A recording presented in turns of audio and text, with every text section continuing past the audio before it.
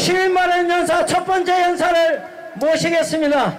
서부지방법원 사태로 말미암아 많은 애국 시민들이 갇혀 있는데 지금 변호를 하고 계십니다. 김지미 변호사님을 소개하겠습니다. 뜨거운 박수로 맞아주십시오. 김지미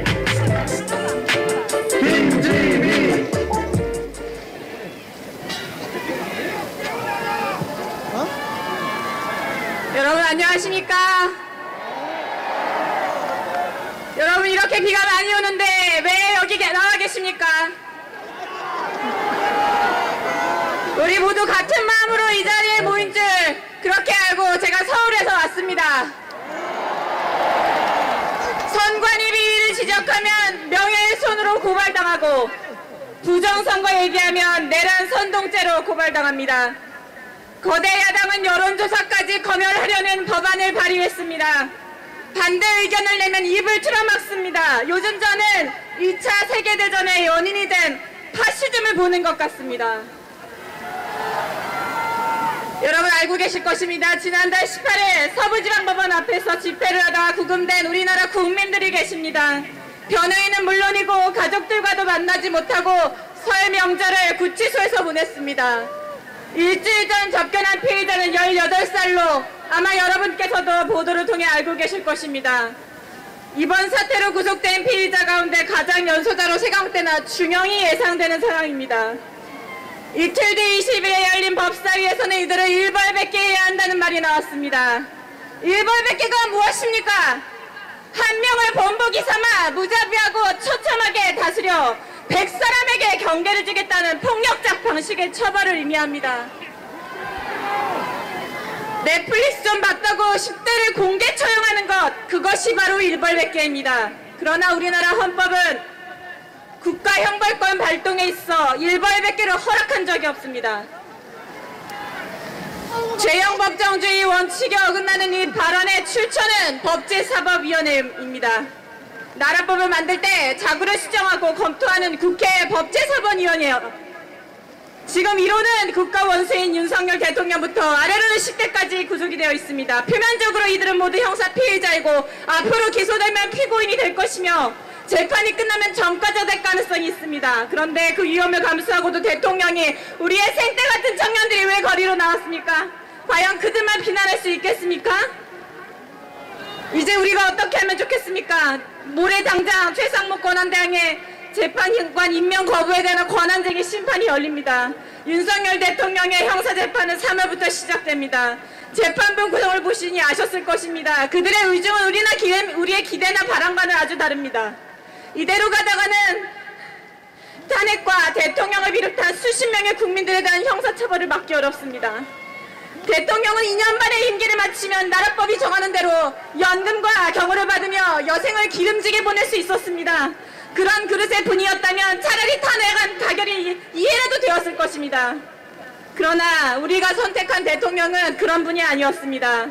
보신주의에 굴복하지 않고 자기 몸 던져 대한민국이 안팎으로 얼마나 위험한 위경에 빠졌는지를 알렸습니다. 그 덕에 국민들이 깨어났지요. 계엄 40일 만에 11%에서 50%로 지지율이 오른 것이 이것을 증명합니다.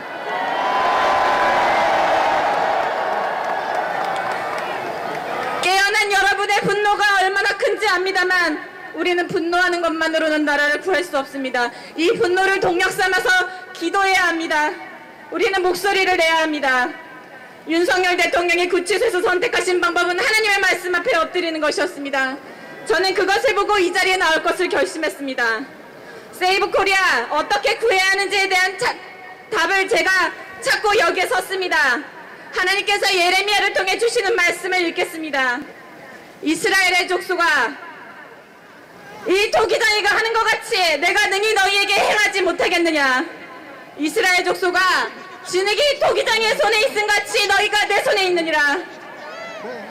이 나라의 운명은 사법부나 국회가 결정하는 것이 아닙니다.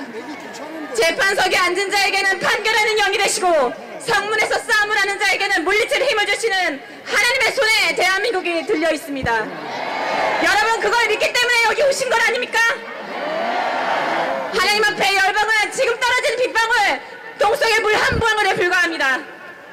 여러분, 기도하는 한 사람이 기도하지 아니하는 여러 민족보다 강하다는 걸 아실 것입니다. 우리가 지금 기도하면 반드시 바뀔 것입니다. 그리고 이 나라를 구할 수 있는 방법은 지금 기도 말고는 없습니다. 여기 앞에 2030 청년분들 많이 오셨죠? 네, 잘 오셨습니다. 여러분은 앞으로 이 나라를 부양할 분들입니다. 여러분은 통일 대한민국을 먹여 살려야 합니다. 국가 부양의 사명을 가진 여러분은 귀한 존재들입니다. 그러니 절대로 쉽게 고개 숙이지 마십시오. 별걸 다 포기해야 하는 이 시대가 여러분에게 얼마나 아프고 고통스러운지 알고 있습니다. 마땅히 인간으로서 누려야 하는 행복을 다 포기하는 거 여러분 잘못 아닙니다. 여러분이 무능하고 못나서 부족해서가 아닙니다. 청년 여러분, 눈앞의 현실이 좌절스러울수록 큰 것을 구하십시오. 국민들에게 25만 원씩 나눠주면 그건 다 여러분들의 빚인데 여러분들에게 물어봤냐고 따지십시오. 여러분들 그럴 자격이 충분히 있습니다. 위경 때 우리는 기도해야 합니다. 윤석열 대통령 반드시 석방돼야 하지 않겠습니까? 올해 10월에 경주에 에이펙이 열립니다. 트럼프 대통령이 아마 올 것입니다. 해외 국빈들을 누가 맞이해야겠습니까? 윤석열 대통령입니까? 아니면 조기 대선을 거론하는 자들 중에 한 명입니까? 하고 싶은 말이 많지만 구호 두 가지를 외치고 내려가고자 합니다. 제가 국민을 하면 여러분은 존중하라로 화답해 주십시오. 두 번째로 대통령을 라고 외치면 석방하라고 화답해 주십시오. 몇 년간 광화문에서는 대통령 탄핵 집회가 열렸습니다. 힘없이 지나가면서 왜 대통령이 탄핵되어야 하는지 수없이 의문을 가졌지만 몇 마디 대답을 할 수 없었습니다. 그런데 이 자리에서 속 시원하게 한번 외치고 내려가겠습니다. 국민을 존중하라! 대통령을 석방하라! 감사합니다.